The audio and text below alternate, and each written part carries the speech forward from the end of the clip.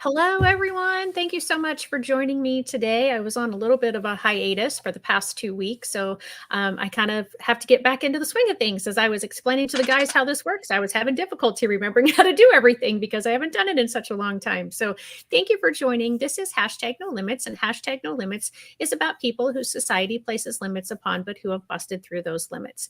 Ophelia says in Hamlet, "We know who we are, but not who we will be." And I believe that to be 100% true, and that there is no better example of that or more beautiful example than the caterpillar turning into the butterfly. The caterpillar literally dissolves into cells and then reforms to become the butterfly, but it's still not strong enough to fly. And that's why it's still in the cocoon and it has to fight to get out of the cocoon. I can't imagine that any of that is easy. And I imagine it honestly to be quite a struggle. But it's necessary in order for the beautiful butterfly to go all the places that it's supposed to go to and to soar above everything else in the world.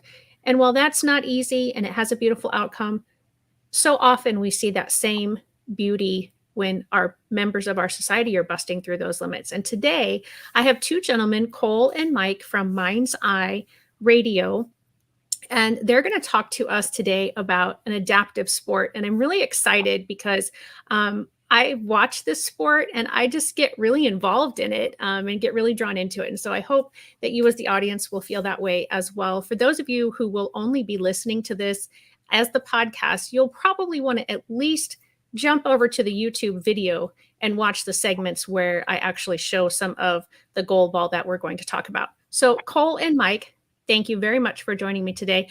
Cole, go ahead and introduce yourself first, please.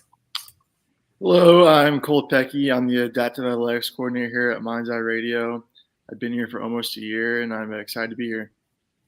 Thank you. Mike? Yeah, I'm Mike Curtis. I'm the Director of Special Initiatives at Mind's Eye. I've been with the organization for 8 years.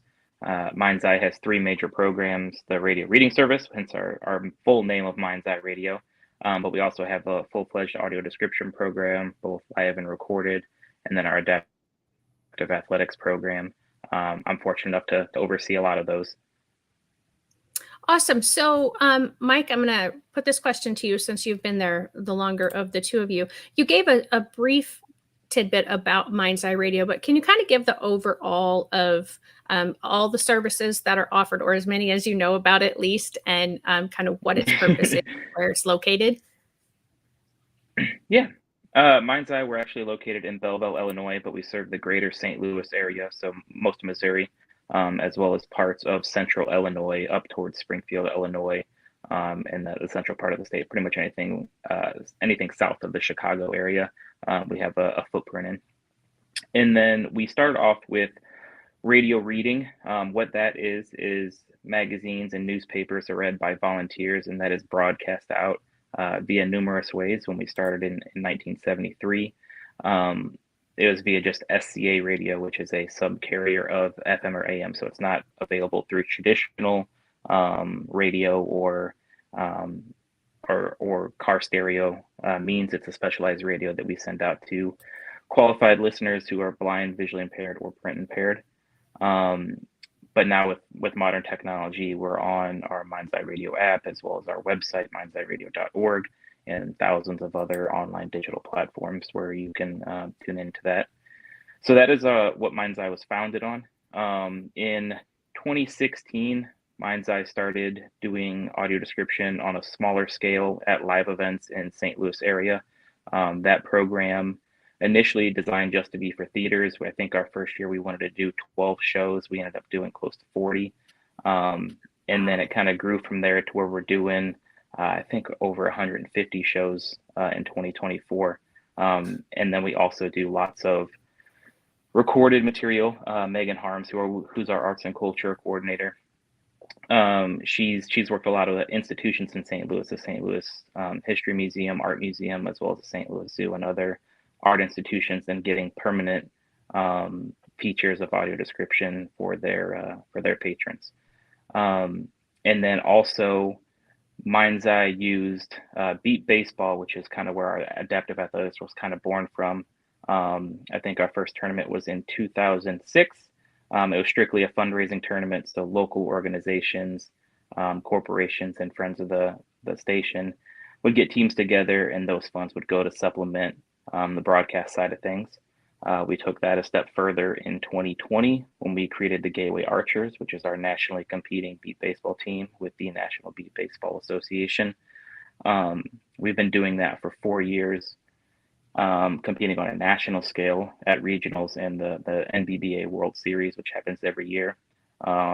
We've gotten so involved with beat baseball, our organization is actually hosting the National Beat Baseball Association World Series in 2024 and 2025 in St. Charles, Missouri. That's in partnership with Lighthouse for the Blind St. Louis. So it's a huge undertaking for our adaptive athletics department as well as our organization as a whole. That's kind of what Cole was kind of hired on to help coordinate when we started expanding out our adaptive athletics program. And then the actual adaptive athletics program became a full-fledged program outside of beat baseball in the fall of 2022 when we noticed a need for the other adaptive athletics in our sports. We wanted to keep it primarily team focused because anybody who has a visual impairment, even if they go to a specialized school for the blind or visually impaired, after they graduate, team sports kind of goes away. There's still individual things they could do like running or swimming or weightlifting or fundamental fitness, but team sports is something that's really not accessible to a lot of folks after they graduate school. So we wanted to stick with that theme. Obviously, the Gateway Archers Beat Baseball team is the pillar of that, but also Gateway Goalball. We started a competitive goalball team in the winter of 2022. And then blind soccer is the other adaptive sport that we're looking to get into. It's one of the fastest growing adaptive sports on the Paralympic level. And then the U.S. is actually behind most of the rest of the world when it comes to soccer, just like anything else. They won't be competing at a Paralympic level until 2028 when it's hosted here in LA. Okay. Wow. So there is a lot going on. And for anyone who is interested, Megan Harms, who he mentioned, has actually been a guest, and she talked about the audio description and kind of how all of that works. So if you're interested in learning more about that, be sure to check her episode out. We did have several beatball players on in an episode. And so we showed some video clips, and they gave us a great episode on what it's like being a player and how it all works. And I'm actually hoping one of these times to become a volunteer. And on that note, are you looking for volunteers for the World Series this summer? I'll let Cole take that one since he's heading up that department. Okay. Yes, we are. We actually just launched our volunteer platform this past week or the week before. So all the volunteer links are on our MAA page on Facebook. There you can sign up for all the job descriptions, time slots. They're all listed there.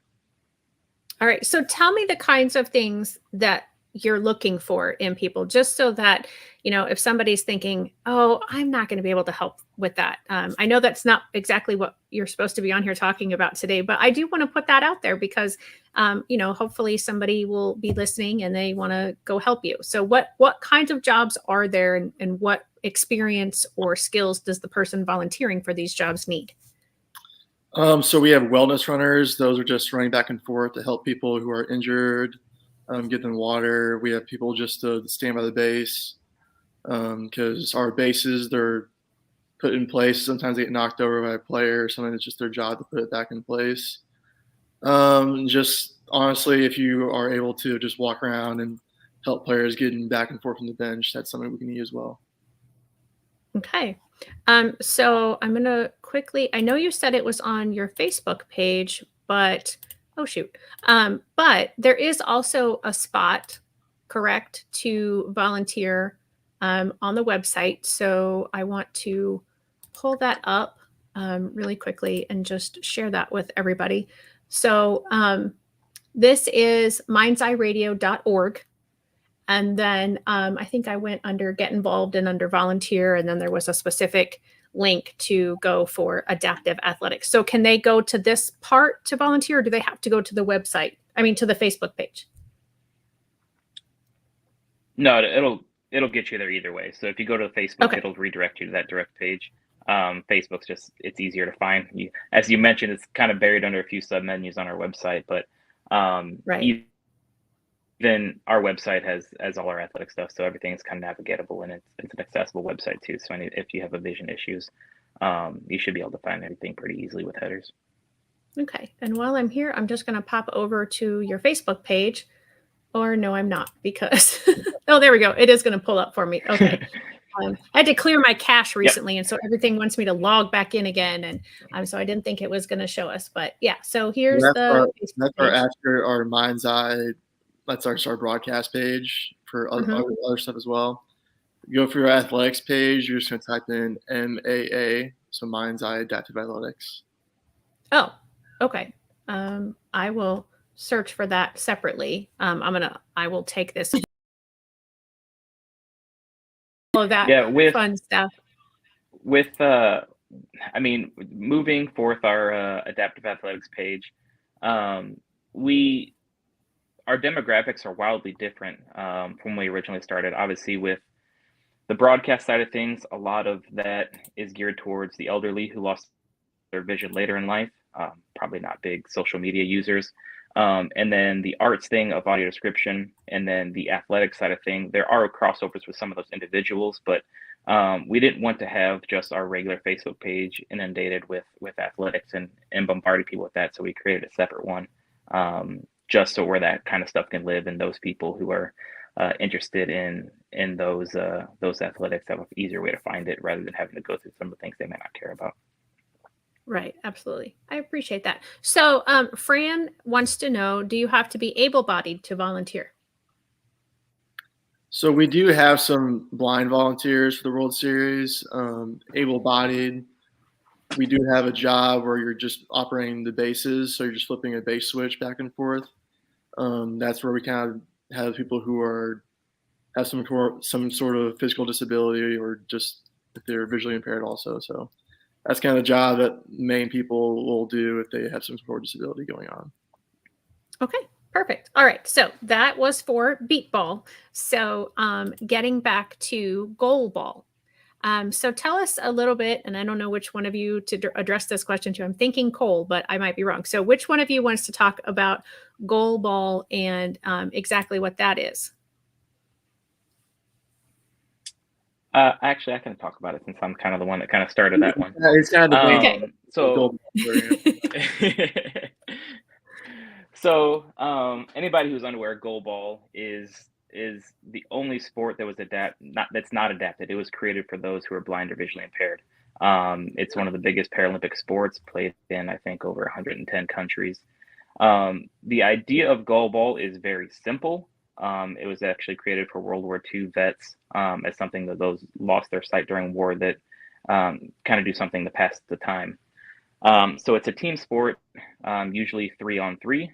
In a recreational setting, you could use more or less. And then it is played with a ball that is about the size of a basketball, weighs a little bit more, has some bells embedded within it, so it makes a jingling sound when you ring it. It is played primarily indoors on a basketball or volleyball style court. At the end zones of each team is a big net. It's about 4 feet tall in the width of the playing surface. The idea is the offensive team is to roll that ball or throw it, never kick it. And there's specific lines where it has to hit the ground before, and try to get it into the defending team's net.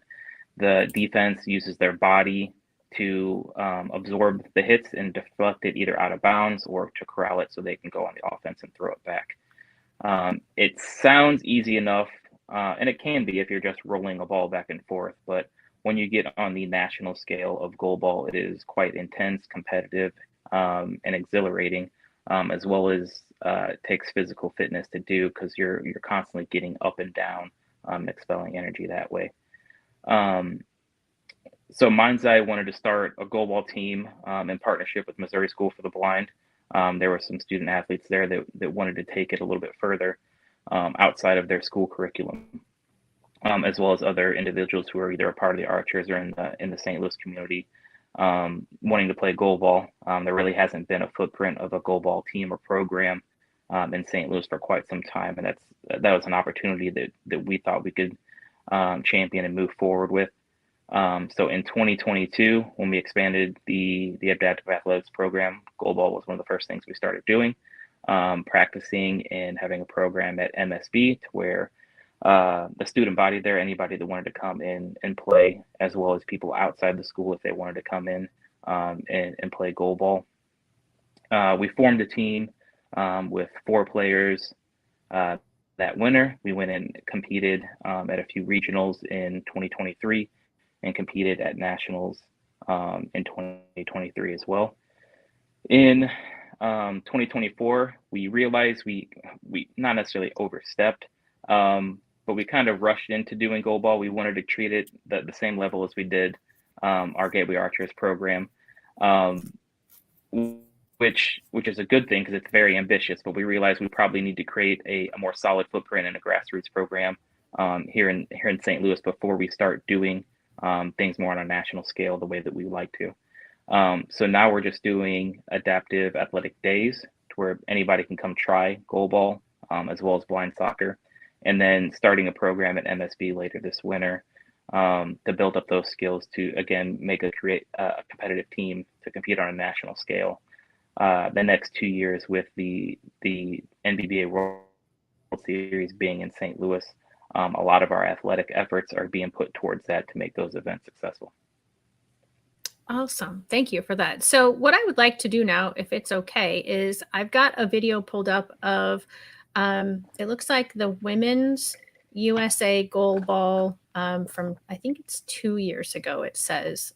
So that it says they're making an incredible comeback. So I want to go ahead and share that video with everybody just so they get even a clearer idea of what you're talking about. I feel like you did a great job describing what happens, but I understand things better if I see them. So I'm going to go ahead and share this now. At least I hope so.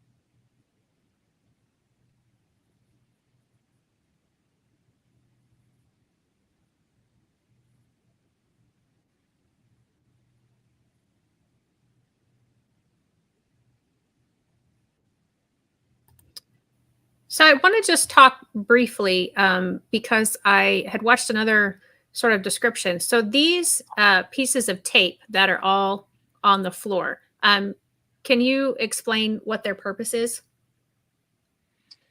Yeah, each zone is around 3 meters in length across the court. So that's each side of the court essentially divided into thirds. You have your player orientation zone, that's where most of the players are, and they have to be behind that line. And the lines on the ground are also tactile, so it's a raised surface. So everybody is wearing a blindfold, so obviously they're not going to be able to see those lines. So when you're on defense, primarily you're using the ground in your hands to coordinate yourself to get in your position. So there's 2 wingers, one on each side and then one in the center. They're usually lining up to be in the best position to stop the opposition. So after finding their orientation on the ground using those raised levels, if they block the ball, the next zone is your landing zone. So after the ball is thrown, it has to hit the ground before it crosses that second line there. And then the middle zone is right here. Yep. So it has to hit the ground before that line. And then the next line is just the neutral zone. And then it flips to the other side. So a neutral zone for the opposition, their landing zone, and their team orientation zone. Earlier in the clip, you saw one of the U.S. players before they threw it. They were walking along the net. So what she was doing there was orienting herself of where to throw it. So they use the net as a guideline to make sure they're square up to the other side of the court, so that way they have a better chance of keeping the ball inbounds when they throw it. So everything is done by obviously sound, but also touch and feel. There you can see her hand on there. So she's orienting herself to prepare to throw the ball to try to find a weakness in the defense, which is usually in between the center and wings or down the lines where there's kind of holes. Which when she scored that previous goal, it was in between the center and the winger, between her arms and the winger's legs. So obviously at this level, these guys are the utmost professionals and know exactly what they're doing and very precise. So it is an incredible thing to watch. Yeah, I mean, to be able to have this, not know exactly where she's throwing, but to have it, because I think she's standing right here, and to have it just roll right past there. And then the second time, that was the second goal, I guess. So I'm going to go back to a little bit further than, okay. So, because the way that I had seen in the game that I had watched, and in this one, when the person from the USA throws it, is very different than the person from Brazil throws it. So I'm hoping that this will show me, or show the audience here, how the people from Brazil. So my question is, because she threw it like, backwards and underneath or in between her legs, are there, I presume, different strategies, and what's the benefit of each one, or why do you think maybe one threw it the one way and the other one throws them overhand or underhand? Yep. So yeah, now we're getting to the weeds of goalball. So the basics of it are very simple, but yeah, when you get to this level, there's different ways you have to use your advantage to score. So the USA team, whenever she threw hers underhanded, she's going for speed. So she's want to throwing it as hard as possible. A science lesson. If you can throw it the right way, the bells will spin along the inside of the rim of the ball, which means they won't make any noise at all. So the longer you can keep that inertia up, the less time the defense has to track the sound of the bells. They're all really just going off the sound of the ball hitting the ground. So obviously, the faster you throw it, the less time they have to react. And then on Brazil's side of the thing, they were going for more of a bounce ball. So the more that ball bounces, the more unpredictable it is when it actually hits somebody. So if it's hitting a person at a different angle, it could bounce right in front of where they think it's going to be and maybe bounce over their legs and then get into the net that way. But that's why you also have multiple levels of defense. So sometimes a defender will call out. So say if it's one of the wingers and they say it's coming to them, they may come upwards and then the center will come to get behind them to provide an additional level of defense. So yeah, there's plenty of strategy when throwing a ball in a multitude of different ways to get it to score. One of the more least common ones, but it's very effective, is what I call the slow spin, where you'll actually lay the ball on the ground, you'll spin it, and it's the slowest moving ball, but it makes absolutely no noise. So the defense is kind of just there laying still until it hopefully hits them. But I've seen goals get scored that way as well. Wow. Okay. And in this video clip, I mean, I believe that they have, they've taken just the highlights, because while this is still a 5-minute video, I feel like there's time elapsed, because all of a sudden it'll say, oh, that's the end of the first extended time or the overtime. And so the game that I watched, well, and I didn't watch the whole thing, but I watched it for about 20 minutes and there was no score, because both sides were able to defend so well that nothing was getting past. So I'm going to go ahead and we'll play this for a little bit more.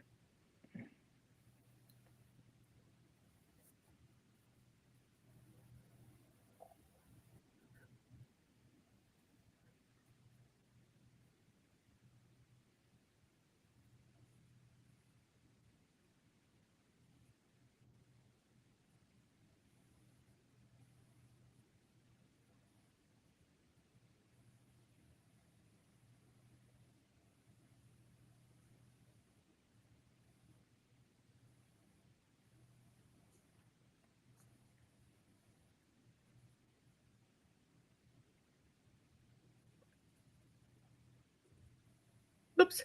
So I do believe that because it says USA made an incredible comeback, I'm guessing that they won. I'm not going to show the whole thing, but um, so hopefully that gives the audience, an idea of what goalball looks like you said, at, a very high competitive level.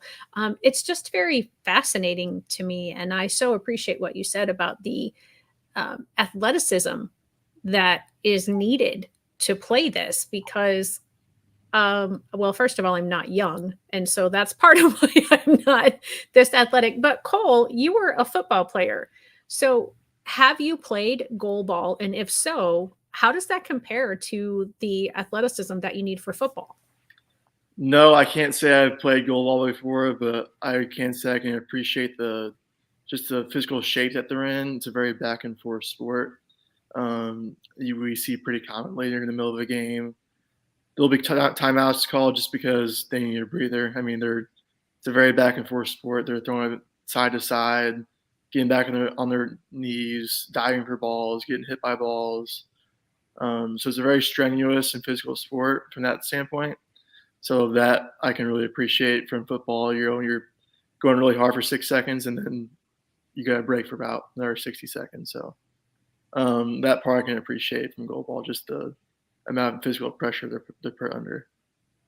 Yeah, and forgive me, I don't know if either I read this or you actually said it, or both, but there is like a shot clock when you're playing this, correct? And what's that? Yeah, time you'll limit? have. So when you're on the defensive side of things, as soon as that ball hits you, you have 10 seconds to then throw it back. That doesn't count if you hit it out of bounds. So say if I stop a ball, it hits me, but it takes 3 seconds to get out of bounds. When they drop that ball in play for us to throw it back, we then only have 7 seconds, since 3 seconds kind of came off the clock from when we initially stopped it. And then halves will range depending on what level you're at. I believe on the blind school circuit, halves are 8 to 10 minutes, and then on the national circuit, it's 10 minutes. But I think on the Paralympic level, it's 12 minutes per half. So there's 2 halves. And then after you get past the overtime, in that video, I believe that they go to shootouts, which is essentially just one-on-one, just like in soccer, where you have an offensive player kicking to the 1%. You only have one person defending, and you're alternating throws. Wow. So yeah, I mean, I find it very fascinating and very exciting and very intense, as we just mentioned. Just the level of fitness that the players at this level have to have. So you were saying that your players aren't quite there yet, because you still have a fairly new program. And I did want to pull up, let's see. So that was the volunteer. So let me go here. I'm trying to get to so I just want to share the website again for your goalball program. So how many people, go ahead. Yeah, so I was going to say the photo that's at the top there was we had an event, and that was put on by Newview, Oklahoma. Those are the gentlemen in the black and red jerseys. They hosted a tournament for us where our team, pictured there is Liam, Caleb, and Braxton, got to compete. So Caleb and Braxton are students of Missouri School for the Blind and play for their team. And this was an extension of that. Liam is involved in all 3 of our programs. He's a part of the Gateway Archers Beat baseball program, the goalball team, and then our blind soccer program. He's one of the few individuals on that team as well. Okay. So when people play goalball, whether they are with your program or with the program that we saw before with the USA and Brazil, everybody has to wear the mask. So correct. Myself, I wear glasses, but I mean, I'm not, my vision isn't legally blind. So are people like myself or like either of you who are not wearing glasses, are you eligible because you have to wear the mask, or is there a significant, or not, I'm sorry, not a significant, a level of vision that you have to be before you can play? Yeah, to compete in USABA's regional or national sanctioned tournaments, you have to be legally blind. You could be a B3 athlete, which I think is 20/70. I might be wrong on that one, or worse in your best eye. And then all the way up to B1, which is a total blindness. So you do have to be legally blind to be able to play the sport. Each state has a different definition of that. But the blindfold is worn to even the playing field. So those who are B3 athletes are on the same playing field as total athletes. I think there is a rule for those tournaments that if due to injury, a sighted player can play to field a team. Most rosters have at least 3 players, since that's what you're given at any given point. You're allowed up to 6, so you can rotate people out on your bench. And then on the national team, I believe they have 8, so they have 2 alternates in case somebody can't go on a specific trip or a specific tournament, either due to injury or other aspects of life. So yeah, in an emergency basis, I believe someone who has normal vision or not legally blind can compete to finish the game. Okay. And do you ever, I know with the beat ball, there are the fundraising opportunities for people like myself to come out and participate, but it's for fun. So are you having anything like that, or is that in the works to have down the road for goalball? Yeah, with our adaptive sports days, that's one way to get the community out. So again, if anybody of any vision, acuity, or ability can come out and try those things, we do want to kind of use goalballs as a fundraiser in the future, kind of with our recreational tournaments. It's a little bit more involved. Beat baseball is, I don't want to say easier to do, but most people who come out to that at least have an idea of what baseball is and can swing a bat and put on a blindfold. Goalball, again, with the athletes that have that, they're still wearing pads, so elbow pads, knee pads. You are playing on a hard surface. Some players also wear chest pads and thigh pads as well as other protection. So doing a recreational goalball tournament, there's a lot more involved with it of gearing people up to be prepared for, because obviously you want to protect people from injury as much as possible, but you also don't want to tell the other team, don't throw it very hard, because the other team's not fully protected. Right. So there's some logistics to work out if we were to do a recreational goalball tournament. But I think that is something that we probably want to do in the future.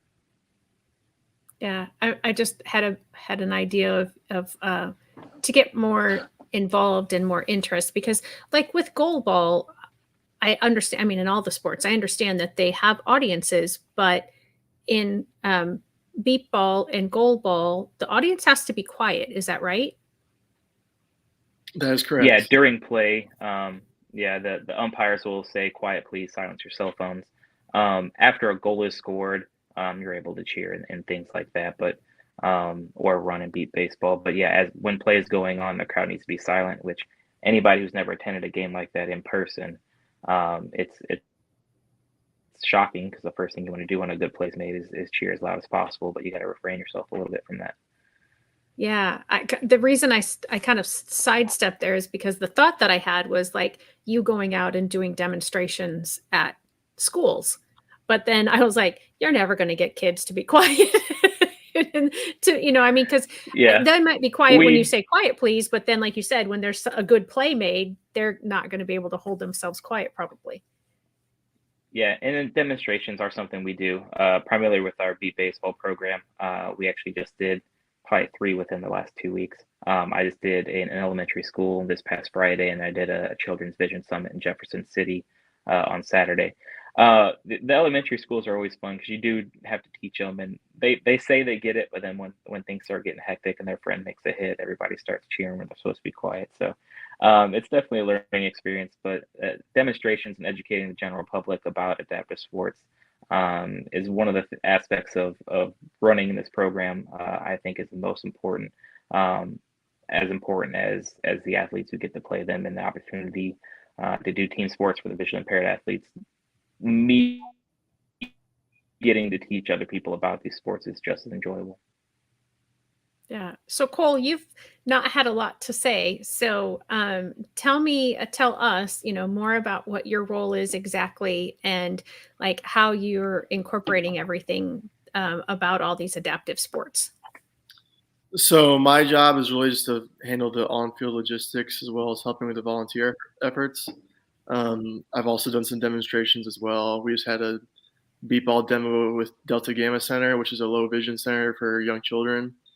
So been doing that and just kind of helping the volunteer efforts for the World Series, helping the on-field logistics for that event, make sure it runs smoothly. Just assisting Mike and Jason with anything they need. And Jason would be Jason Frazier? Correct. Okay. He was also on. So I must really appreciate what you're doing, because I keep having different people from your organization on. And it's true. I really do. I really appreciate all the different opportunities that you are offering. And I think it must be, as you just said, you went to, you've been to some elementary schools and you went to the primary centers. It has to be, I think, encouraging for people with low vision or legally blind or totally blind to know that these kind of opportunities are out there. What sort of feedback have you gotten from when you've gone out and done these presentations, or from just society at large? Well, I think it's important because some of these kids, they just now realize at a young age that their vision is low and they can't participate in all these other sports that their friends are participating in. So just giving them the outlet that they can participate in team sports and that there is something for them to do, not just sit at home and be sad they can't participate in sports like their friends can. Yeah. Mike, do you have something to add to that? You just kind of look like you wanted to say something. So if you don't. Yeah. I just have examples now, especially recently. So even those who are visually impaired, so we do our demonstrations and our program at Missouri School for the Blind. There are kids that go to that school that have other disabilities besides their vision impairment, that they can't play competitive goalball, even just because of their visual impairment, because of other disabilities. Even our program, they can at least try it out and do stuff that their friends that even go to that the School for the Blind do, that they're not able to. So even on that scale of helping those individuals do something that they don't normally get to do is pretty incredible.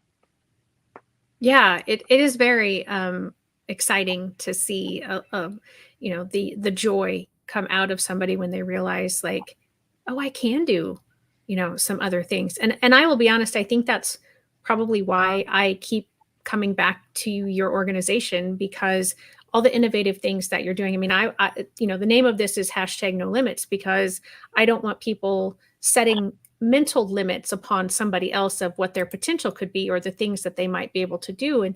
And I can't remember if I had the St. Louis Blues Blind Hockey League first, or if it was someone from your organization first. But either way, all of the things that both organizations are doing, I had placed those limits without realizing that I had done that. Like, oh, well, yeah, if you're blind, no, you're not going to be able to play baseball or play soccer. So I'm really curious, and I hope you don't mind if we kind of pivot a little bit here in a few minutes to the blind soccer, because I am interested in learning more about that. But I mean, it's just it's incredible, all the things that we are able to do. And when it comes to vision impairment, that's the largest disability category for the entire world's population. Is that correct? Do you know that for certain? I can't say that for certain, but Yeah, sure, okay. That sounds right. I thought someone else had told me that I don't remember if it was your organization or. It sounds about right.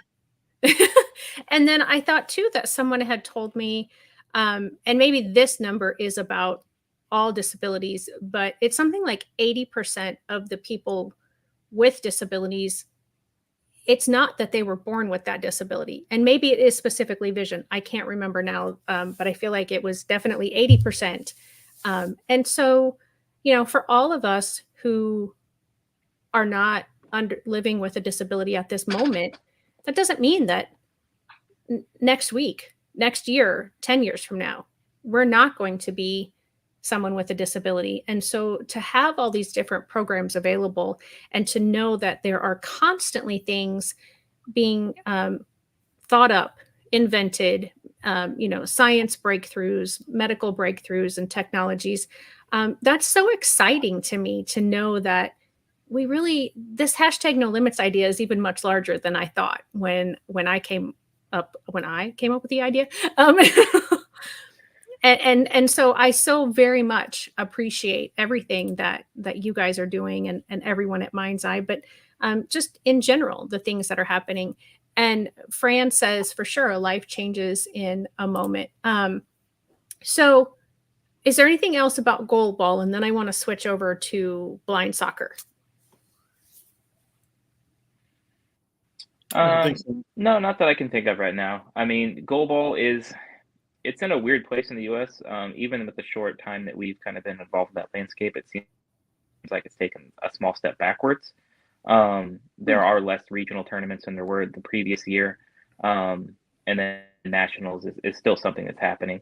But it could be that USABA, which is the United States Association of Blind Athletes, they're the ones that organize the U.S. competing teams for the Paralympics, goalball, blind soccer, as well as other sports. So those Paralympics are coming up this summer, so it could be that their focus is more towards that. But all the regionals, it goes for beat baseball as well. They're not hosted by the organization, so USABA doesn't host these events. They're hosted by organizations like Mind's Eye or City Bureaus or something like that. And then the USABA will send their officiating crew to make it an official USABA sanctioned tournament to qualify yourself for nationals. But there is, I know for sure, one less regional this year, which we used to compete in the Star Spangled goalball tournament, which is in Nashville. We competed in that as our regional last year because you have to compete in a regional to qualify for nationals. Okay. And then, so any regionals, they're usually on, for the Midwest, that was the premier one because it's drivable for most of the places in the Midwest. The other one kind of on the coast of New Jersey, down in Georgia. I think there's one in Washington and one in Arizona. So I think those were the only 4 regionals happening this year to qualify for nationals. So if a team didn't go to one of those regionals, then you couldn't compete at nationals. So kind of a step back in that way, but I think most teams are combining, or if you have individual players who want to play for certain teams, they're just combining and making their own team to qualify for those things. So goalball is, again, since it's the biggest sport for those who are blind or visually impaired, it's always going to be a foundation. But the fact that there are other sports that are growing, like beat baseball and blind soccer, some of the higher tier athletes may venture off into other sports. Okay. So one of the and I'm going to assume that this is going to happen with blind soccer, but one of the common threads between all the sports is that the ball makes some kind of noise. So with goalball, it was a bell. With beat ball, it beeps. So what does it do in soccer? So soccer, it's the same size as a soccer ball, but inside either 6 or 8 of the little patches on the outside of it has rattles in there. So some of those have pockets of steel ball bearings, so it makes a rattling noise more than a jingling noise like a goalball or a mechanical beep like a beat baseball. So a little bit quieter than the other 2, but still well enough to make plenty of noise if you're kicking it around. So do you want me to go into more detail about how blind soccer works? Yep, might as well. So blind soccer's or they're called, it's 5-a-side soccer. So it's 5-on-5, discounting the goalkeeper. So technically it's 4-on-4. So it's played on a much smaller scale field. And then it is also played with boards on the side walls. They do that, one, to keep the ball in bounds more. It is open at the goalkeeper's ends, so it can get kicked out of bounds there. But goalball, as well as beat baseball, require sighted assistance. So the goalkeepers are sighted players, and then you also have a sighted offensive coach who is behind the opponent's net to kind of give indication on kind of where to kick the ball and kind of move up and down the field. And then you have your midfield coach, which is usually like your head coach, shouting directions to the players from the sidelines. So all these players, you have 4-on-4 players, you have your 2 coaches, you have a goalkeeper, defensive coach. It is the loudest sport for those who are visually impaired and using their ears that I've ever played with. It is also probably the most physical sport that I've seen. As much as we talked about physicality of goalball, that's more of individual physicality, whereas this one, you're It's almost like a mixture of hockey where you're body checking people and using the boards and your momentum and inertia and body weight and muscle to physically get the ball around individuals, as well as the athleticism to dribble around them and kick the ball into the net. So it's again, very competitive, smaller on the national scale. I think there's only 40 teams that compete right now, but that number is growing significantly. So Cole, how do you participate with the blind soccer at this point, or are you able to? I'm not able to currently. I'm more focused on the beat ball and goalball aspects of our organization. Our blind soccer sector kind of is fairly new, and when I say fairly new, it's very new. We're developing it. We currently have a blind soccer player on our beat ball team, so we're kind of just going to take that and kind of run with it. So I think if I understood your role correctly earlier, so you're getting the fields ready, you're getting the volunteers, you're getting kind of more of the logistical stuff together. So this is sort of a all three sports question, I guess, for you. So we talked about a little of the equipment for goalball, but what do you need for and we did kind of, Mike just a little bit explained it for the soccer. What do you need for the beat ball, and what do you specifically have to do in your role to get everybody ready, volunteers and players? So player wise, they are pretty well learned on what to do to get ready for a game. Volunteer wise, we just need most people who are volunteering, they've never seen beat ball before, they don't really know how it works. So getting them up to speed on what the rules are, not to make any noise during the game, and just kind of general housekeeping things. But otherwise, there's not really any crazy issues with volunteers. So when, like for the beat ball World Series this summer, going back to that, so the volunteers, can they just show up on the day? Is there training ahead of time? How does that work? No, they can show up right before the game starts. There's not any crazy training to do beforehand. All the job descriptions are listed on the volunteer page. So as long as they read through that and make sure they thoroughly understand what their job is, there shouldn't be any huge issues. Okay. As far as beat ball, what's better, AstroTurf or natural? Natural. I would say natural grass is probably the best, because AstroTurf, the ball will just roll forever. I mean, players don't really love playing on it just because also you're on your feet, you're on your dive on your side, so you're the turf runner aspect. So definitely the popular answer is going to be natural grass. Okay. All right. That's about all I know as far as like fields. Those are the two of options. I don't even know if those are the only options. But we don't play on like regular dirt diamonds or anything like that, since it does involve a lot of diving. With AstroTurf, it's been played for, but like Cole mentioned, if you hit the ball, it'll just keep rolling forever. Which, if you're the person hitting the ball, you want that. Playing defense, not so much. But there is somewhat of a home field advantage for teams in the South. Obviously, the grass doesn't grow as thick there as it does in the Midwest or the northeast parts the northeast parts of the United States. So some of the fields down in Texas and Oklahoma where we play, seems like you're playing on turf, because the grass is almost non-existent to begin with. So those Texas teams and southern teams have an advantage when it comes to that. But most of the players in the league have played on a variety of different surfaces. So the fields that will be at for the World Series that we're hosting at the St. Matthews Soccer Association complex, I've been told by many players that played on it when we had our regional last year that it's by far the best grass that they've ever played on. And that's some people that have been playing for 20 or 30 years. So we'll have a great playing surface here in St. Louis. So that's fun. That's awesome. That's awesome. Well, guys, it's like we've been together for almost an hour, and I so appreciate everything that you have both already shared, but I want to make sure, if there's anything that you were hoping to share today, and you haven't had opportunity to do that, or if, something has triggered and you're like, oh, I want to talk about this really quick.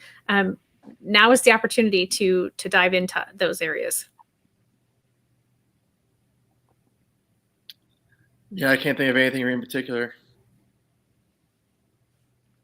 I feel like we covered a very, very wide range of topics. Yeah. So, yeah, for athletics, following us on our Facebook page, Mind's Eye Adaptive Athletics, is probably the best way to keep up with the things that we're doing. There you'll be able to find events that we have coming up in the St. Louis area that we'll be either taking part in or hosting, as well as any live streams from games that we're competing in. So the Gateway Archers will be competing in the Sooner State Invitational, which is a beat baseball tournament in Norman, Oklahoma this weekend. So the games we'll be playing will be streamed there. So if anybody wants to watch/listen to beat baseball, that'll be a good place to go, as well as our YouTube channel, which is just Mind's Eye Adaptive Athletics as well.